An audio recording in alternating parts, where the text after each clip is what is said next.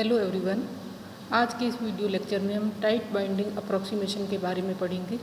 इस video lecture के दो पार्ट हैं, तो हम आज फर्स्ट पार्ट को डिस्कस करेंगे।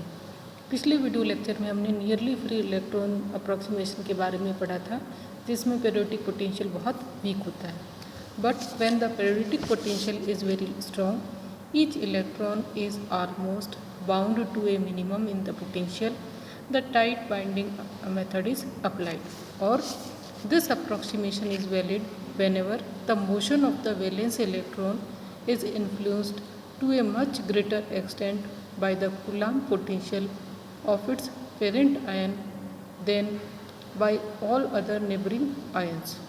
It means अगर किस कंडक्शन इलेक्ट्रॉन पर उसके खुद के पेरेंट एटम का ज़्यादा प्रभाव हो, कूलम्ब इंट्रैक्शन ज़्यादा हो बजाय दूसरे नेबरिंग एटम्स के, तो टाइट बाइंडिंग अप्रॉक्सीमेशन यूज़ किया जाता है।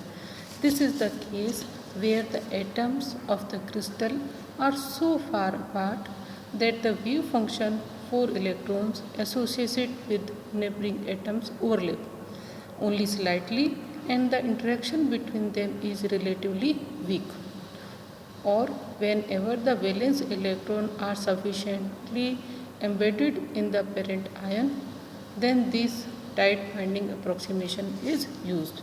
और in other words we can say कि जब वैलेंस इलेक्ट्रॉन अपने मूल नाभिक से ज़्यादा दृढ़ता से जुड़ा हुआ हो, या यूँ कह सकते हैं कि जो नेबरिंग एटम है वो दूर हो, उनके वेव फंक्शन स्लाइटली ओवरलैप करते हो, तो टाइट बाइंडिंग अप्रॉक्सीमेशन एप्लीकेबल है। These requirements are fairly satisfied by the inner atoms और core electron of most solid and by electron in insulator. Now we have to find widths of the band कि जो tight binding approximation है उसमें जो energy levels है वो band में convert होते हैं, तो उनकी विड्थ पे क्या प्रभाव पड़ता है। Suppose that the ground state wave function of an electron in periodic potential V note R of an isolated atom is psi note R and इस एनर्जी इज E नोट। यानी हम यहाँ पे एक आइसोलेटेड एटम को consider करके उसके लिए पोटेंशियल और उसकी एनर्जी अगर E नोट हो तो उसका श्रोडिंगर इक्वेशन d2 साई, और यहाँ पे 3 डायमेंशन ले रहे हैं तो del square psi naught R plus 2m over h cross square E naught minus V naught psi naught R is equal to 0, and this is the equation number 1.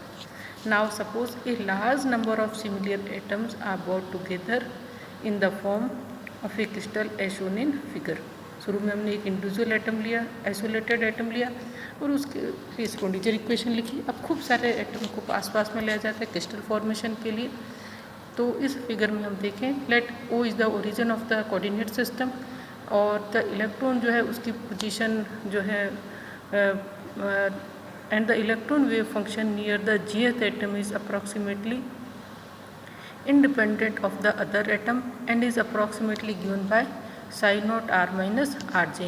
ये जो origin है वो O पे लिया गया, jth एटम के respect में जो इलेक्ट्रॉन है उसका जो वेव फंक्शन है वो दिया जाता है psi note R minus RJ। Now the crystal wave function for the electron में बी रिटर्न एज, पहले हमने वेव psi नोट किसके लिए लिया था, इंडिविजुअल एटम के लिए, अब आइसोलेटेड एटम के लिए। और अगर बहुत सारे एटम हो तो वेव फंक्शन जो है वो इस तरीके से लिखा जाएगा, psi R is equal to sigma J is equal to 1 to n CJ psi naught R minus RJ as a linear superposition of the wave function. Since an electron is in periodic potential the wave function must be a Bloch function. तो Bloch function की property से CJ must describe a progressive wave with in the crystal. तो C जो है जे वो अगर हम blotch function के फॉर्म में इसको लिखेंगे तो ये जो फंक्शन बनेगा psi R sigma J is equal to 1 to n और n number of atoms exponential iota k dot RJ और psi naught R minus RJ। This is the equation number 3.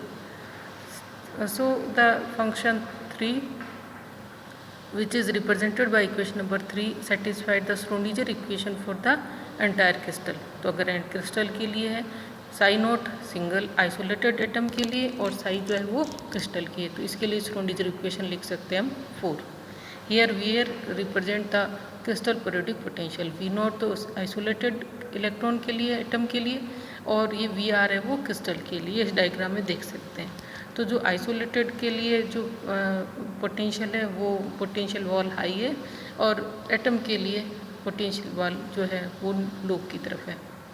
Now अब हम यहाँ पे जो है इसके लिए डिफाइन करते हैं the energy eigen values of the electron in the crystal.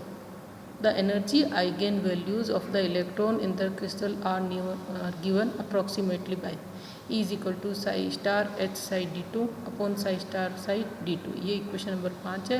यहाँ h is the crystal Hamiltonian. ये अब सब हम क्वांटम मैकेनिक्स में पढ़ चुके हैं कि एनर्जी आइगन वैल्यूज़ कैलकुलेट करने के लिए ऊपर नीचे जो नॉर्मलाइजेशन कंडीशन लगाएंगे और ऊपर जो है expectation value for the Hamiltonian.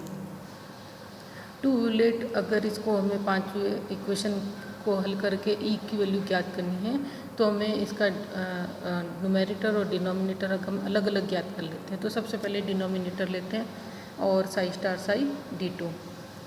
यहाँ पे हम सिग्मा जे सिग्मा एल ई की power eta dot R L minus R J और ये अंदर टर्म आएगी Sai star r minus RL psi naught r minus RJ d2।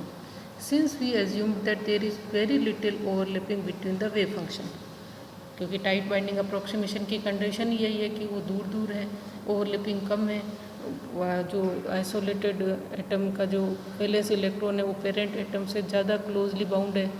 So there is very little overlapping between the wave function centred on different Latin sides.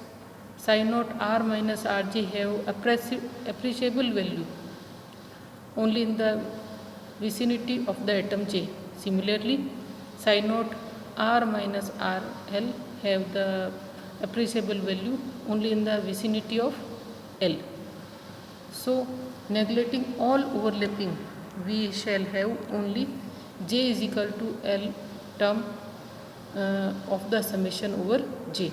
We have Sai star Sai d2 और इसको हम लिख लेंगे n number of atoms के लिए। Sigma L इसमें 1 आएगा। इसी तरीके से दूसरे सभी के लिए समेशन करेंगे तो n। नाउ फॉर न्यूमेरेटर अगर हम ज्ञात करेंगे तो न्यूमेरेटर के लिए Hamiltonian h in the Hamiltonian h of the electron in the crystal में be return as h is equal to minus h cross square 2m del square plus V are.